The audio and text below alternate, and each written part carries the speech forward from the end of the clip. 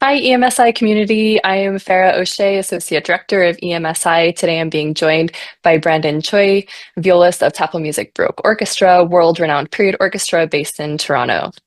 We are welcoming Tafelmusik Baroque Orchestra and violin superstar Rachel Podger on November 14th, so mark your calendars, get your tickets if you haven't already. The performance will be at St. Andrew's Cathedral at 7:30 p.m. So, just to start us off, I'll tell you a little bit about Brandon, our esteemed guest. He has been performing with Tafelmusik since 2018 and also performs as a member of the Hamilton Philharmonic and was assistant principal violist for the Kitchener Waterloo Symphony. He's performed extensively with period and modern ensembles across the globe on famous stages with renowned conductors. I'm so pleased to chat with you, Brandon. Thanks so much for taking the time to chat with us and our audience about yourself, Tafelmusik, and the very exciting concert coming up, Brilliant Baroque.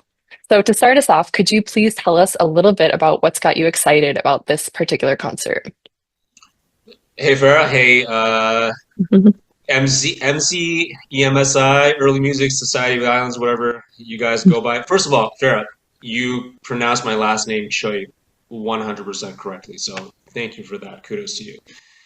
Um, and I mean, this I say that because it's kind of unusual, so thank you. What's got me excited about this concert is definitely being able to play to our audience, to our our Canadian audiences. This tour is taking us out to Victoria, also Nanaimo, Vancouver, Edmonton, and Calgary. So it's been a while since we've been out there. I think it was definitely before COVID. So I remember leaving Victoria. It was like it was it was March, early March 2018, 2019. It was on the ride. Mhm. It was right when the Raptors made a big trade to, and then they eventually won. Yeah, it was trade deadline, and they won the championship that year. So it was 2019. It was 14 degrees in Victoria. It was beautiful, and then we flew out to Winnipeg, and it was literally base temperature was minus 38 without wind chill. So. My Yeah, gosh, what a shock. yeah. So like me personally really excited to be back in Victoria. It's such a beautiful place, and the music is going to be amazing. Playing with Tafelmusik and sharing with you, our audiences, we're able to find this extra gear whenever the concerts start that we don't really plan for. Mhm. It's an unspoken thing. We know it's gonna come, um, and wherever the energy takes us, it's always usually a good thing.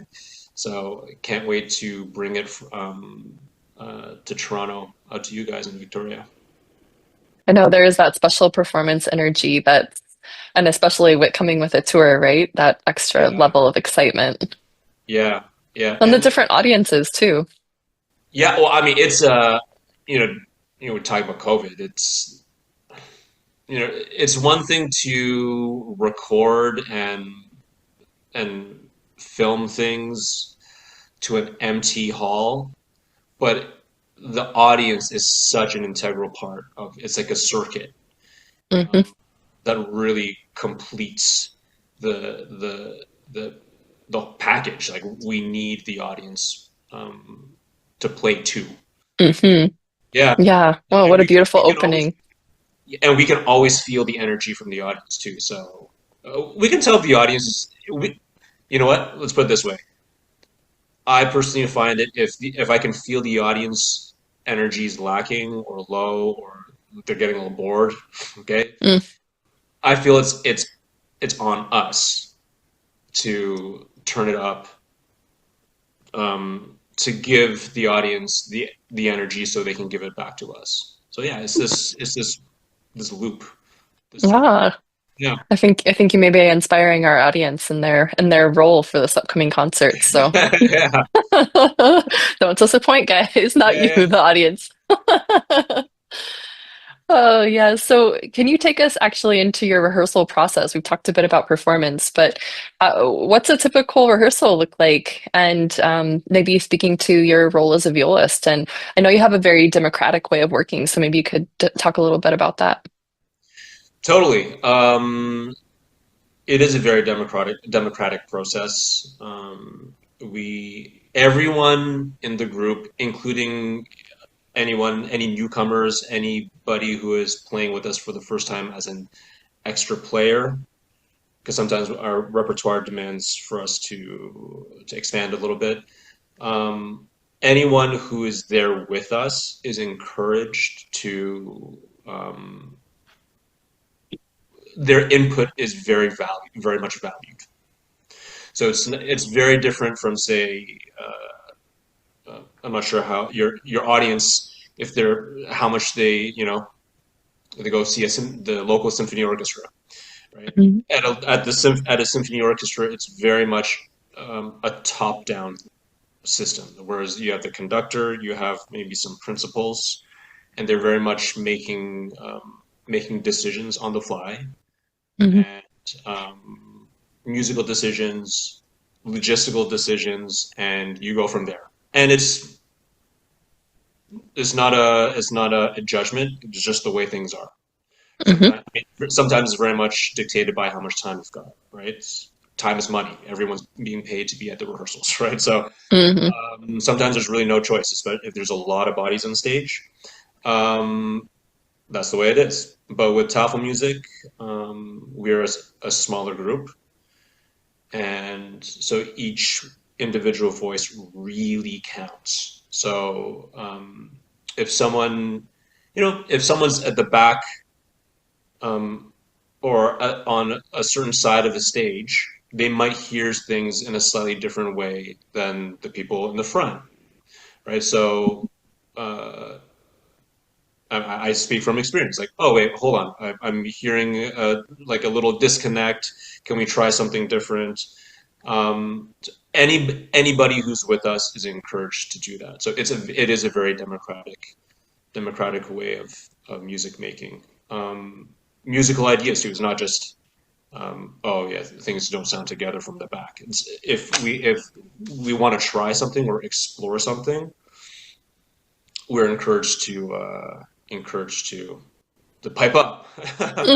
and and our rehearsal process is a little the rehearsal time we have a little bit more rehearsal time usually than a symphony orchestra. So what I was just saying about the symphony orchestra, how there's limited time, it's not like we have an infinite amount of time. We still actually each project is still condensed to within a week, but still there is enough time that we can really experiment and try different things.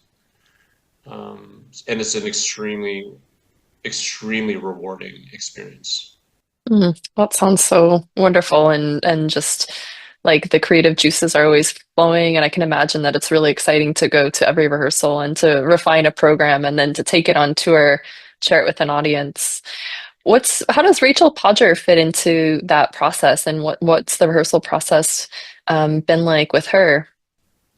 But now, first of all, we're filming this on October the 14th, a month out before we make a big tour.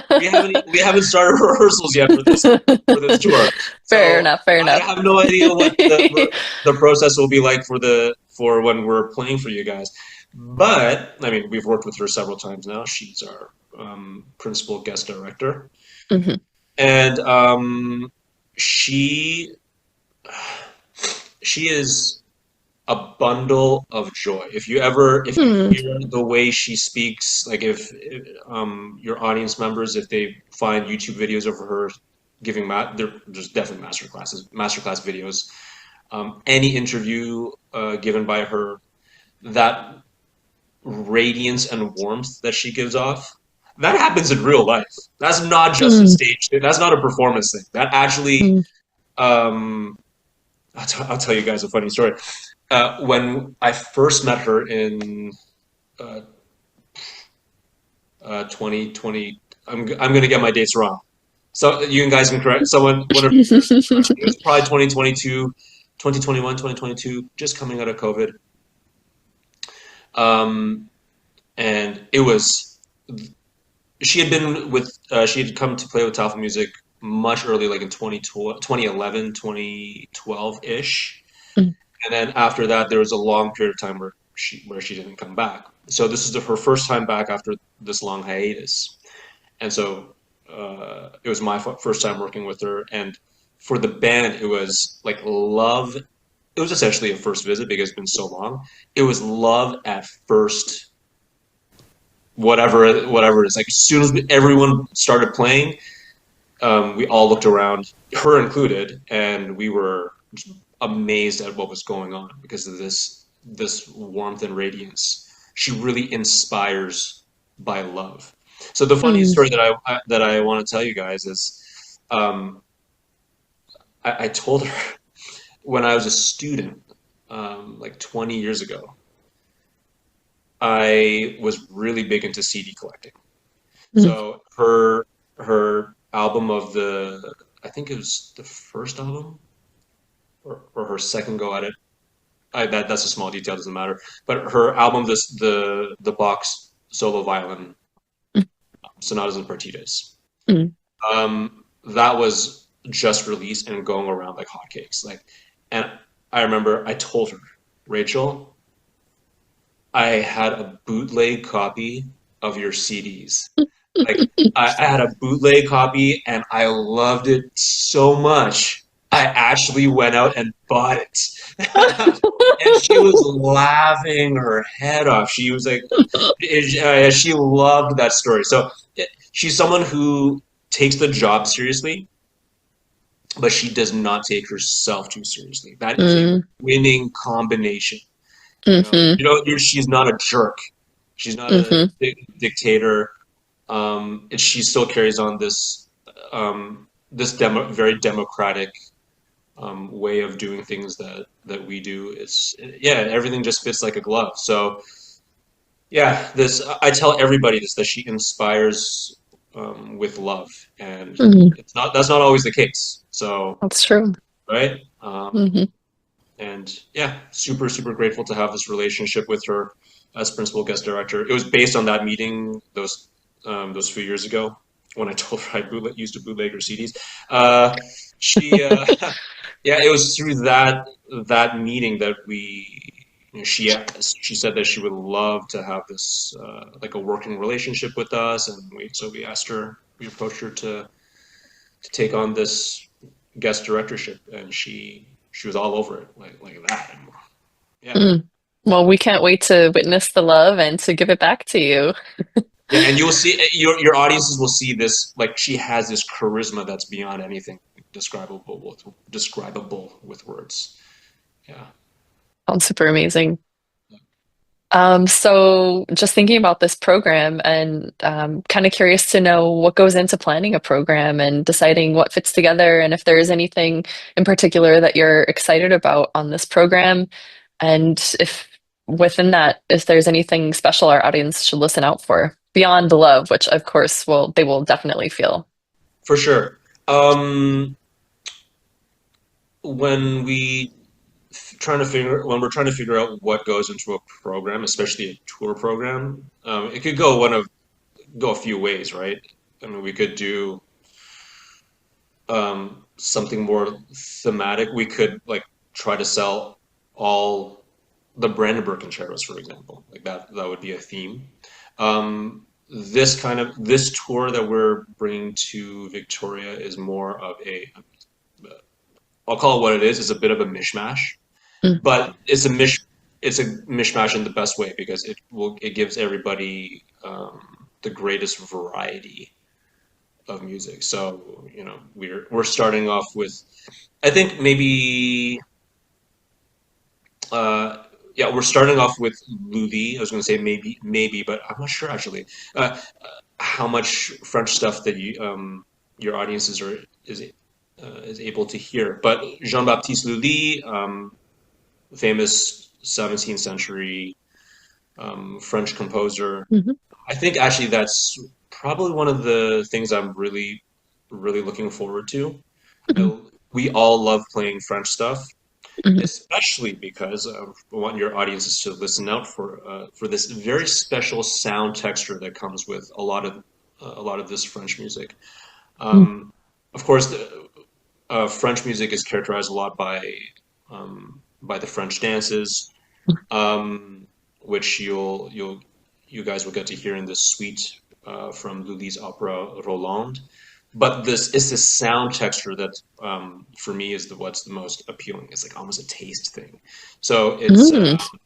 because they Lully uses two viola parts. So usually there's just one viola part, which ends up being four-part writing. So you have two violin parts, violin one, violin two, viola, and the bass part. So you got four parts.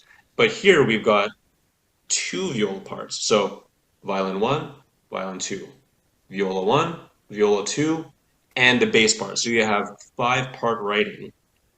So the sound texture becomes extremely thick and very luxurious. Mhm. Um, and because it's two viola parts, so the when I say thick, it's the innards that become really quite not prominent in a in a melodic sort of way, but Mhm. prominent in a very much of a like an inner supportive way. Mhm. Voluptuous. Voluptuous, yes, that's a great word. Um, yeah, so that's something to look out for. Also, there's a piece that we played last year quite a bit that we brought to Korea that we're going to be playing for you. This Concerto Grosso by Charles Avison, who wrote 12 Concerti Grossi based on um, keyboard sonatas by Domenico Scarlatti. So there's this one in D major that we brought to Korea, and man, it was by the end of that tour, it was on fire. So and that was a year. That would have been that was November 2024. Mhm. So watch out, audiences. November 2025. Ooh, it's gonna be good. It's gonna be real good. Yeah, and that's the thing. Um, with each concert on a tour with Tafelmusik, um, each concert is actually always a little different from what's before or what comes after. Mhm. And we at each venue we have a sound check. I mean, just kind of get our bearings. We need to know what kind of acoustic we're dealing with. It's almost like it's part of the equation. It's almost like a vehicle. You want to see you're renting a car. You need to see how it drives before you really go for it, right? Mhm. And uh, yeah, sometimes not sometimes at every sound check we will say, okay, what can we do? Okay, the hall sounds like this. What can we do to make things a little bit different? Mhm. And so there's like what we discuss, and then when we're actually going for the ride, things do happen, and we sometimes go for an extreme in this direction or an extreme in another direction, or really like make it a little bit more subtle. So yeah, it will be a different experience for sure than what we played in Korea last year. And that keeps Yeah. everything very interesting for you too, Oh right? yeah. A new challenges posed by each new place, and Yeah. new opportunities for musical exploration. Yeah. And always on our toes. So We're so lucky to have you. We can't wait. And thank you so much for taking the time to chat with us today. And yeah, a month can't come soon enough. yeah, my pleasure. Can't wait to see you guys. Happy rehearsing. Thanks, Brandon. Yeah, thanks. See ya. Take care.